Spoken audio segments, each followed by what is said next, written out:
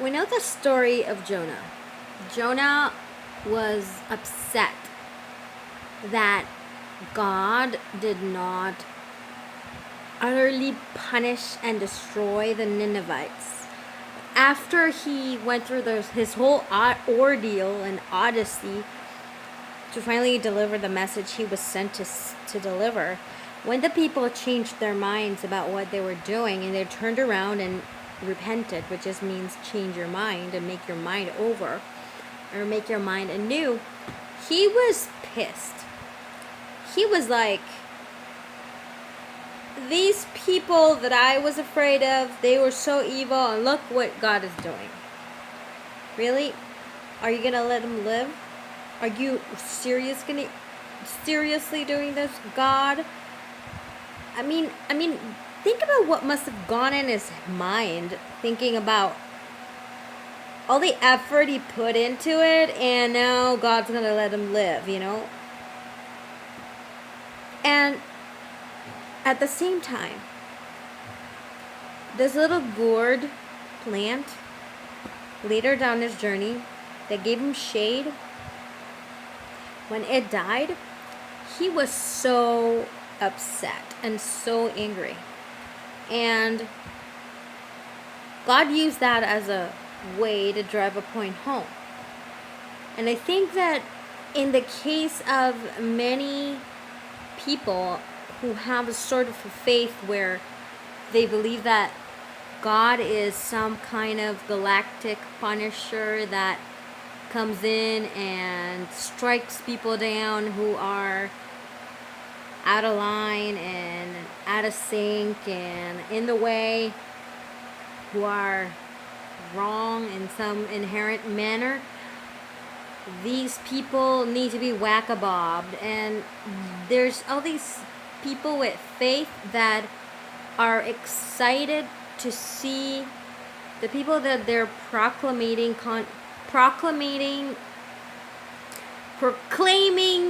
condemnation upon. So they're laying bare their sin publicly.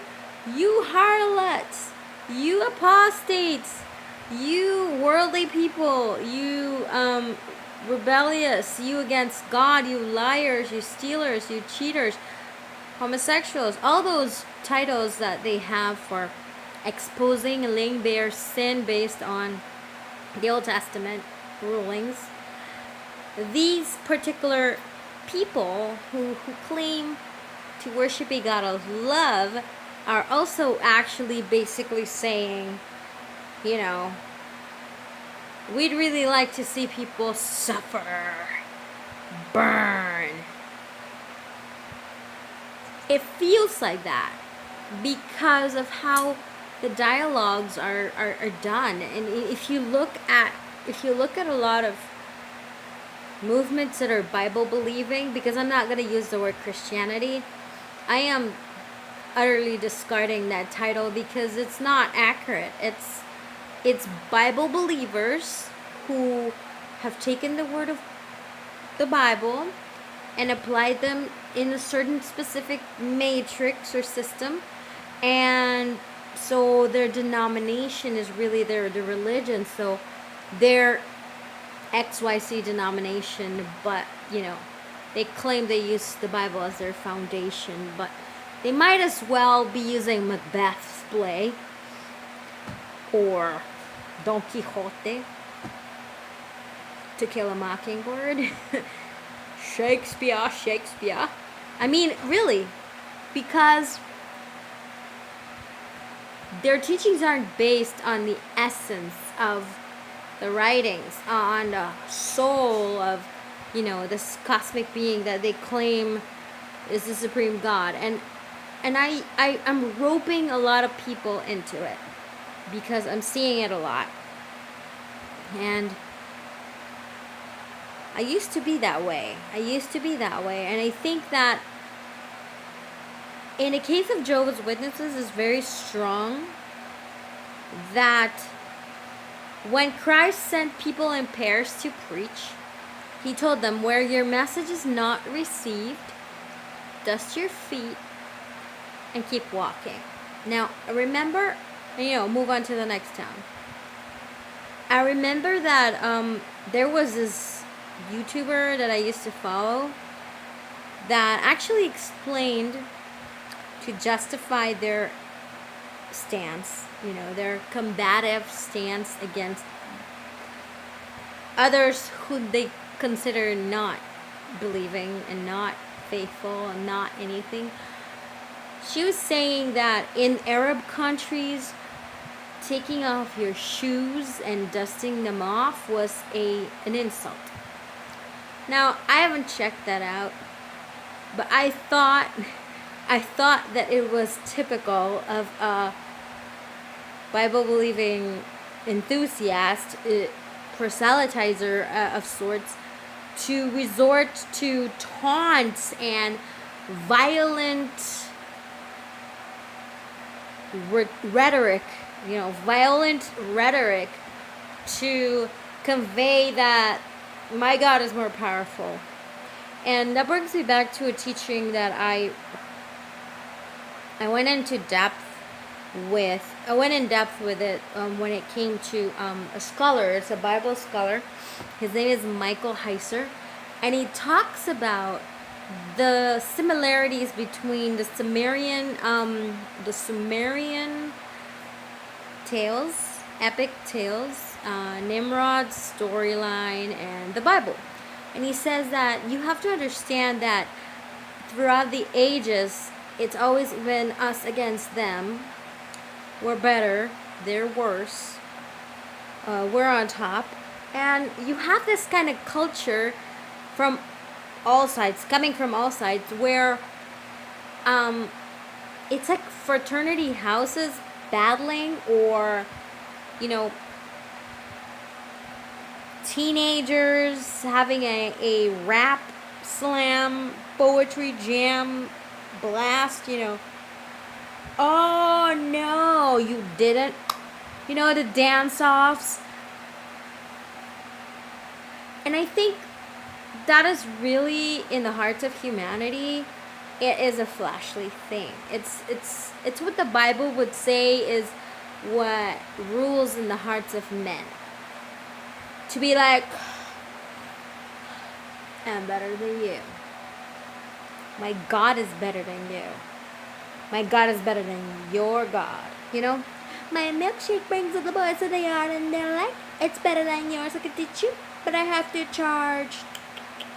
It's like that spirit in and of itself is not of love. And so I think it's important to reassess, are we kids on a playground, teenagers in the schoolyard fighting about whose clique is better, or are we adults going out into the world with compassion and love to help others, to raise them up, to serve them, to understand that we are, if my brother or sister or neighbor is suffering, I am suffering too, because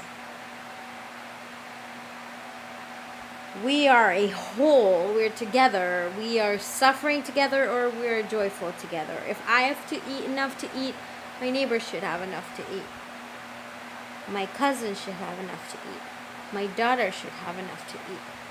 I have received the blessings, I will pass them on. And it seems that most Bible-believing groups, and in particular Jehovah's Witnesses, they've taken this out of context. Because it's like, my God is better than everybody, y'all. And my religion is the way I dance is better than y'all. And I'm going to be like, I'm better.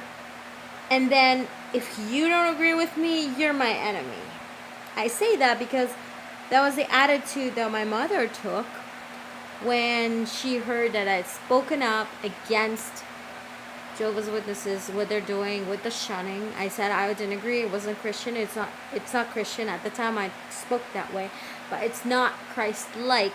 Jesus would not have done that. And it's not in the Bible. And on top of it, I don't believe that they're teaching love. So no, I'm not going back. And I am against it. Yes, I am against living that way. I was very strongly against at the time. Like, that was also emotionally like very strong. Right now I'm going like, well, you know, you want to choose it, you want to do it. There is really nothing I can do to change your mind. And I'm not going to try. Be aware, though, that what you're doing and what you're engaging in is not of love, and God is love. So if it's not of love, it's not of God, period. And that's simple to me. It's very simple. There's no, oh, God works in mysterious ways. No. God doesn't work in mysterious ways. He works in a very mathematical, accurate, geometric way. This is why there are so many other nations and religions built around all these understandings, and in nature, in creation, in all material world, the whole material world, and what is plants, what is animals, organisms.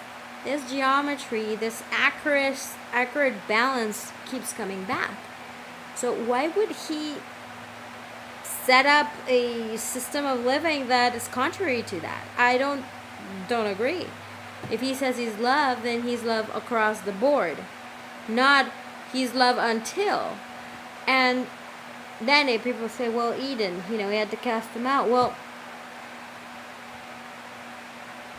I am not going to go into it today, but I would like to propose that you research for yourself other perspectives of the Garden of Eden's account. Is it an accurate, description of something that happened? Is it an eyewitness account? Is it an allegory? Is it a myth? Is it a parable? What is it? And I believe that is a great and amazing exercise to do, to learn. So those were the things that I wanted to share today. And if you have any topics you would like for me to cover, I would love to hear from you and use them. And thank you so much for watching. And if you want to get updates from my video channel, click subscribe. Today my tongue is tied. Click subscribe with a bell, with a whistle, because otherwise you might miss anything and we might not be able to share with each other. And I wish you much love and joy and happiness. Have a great day. Bye.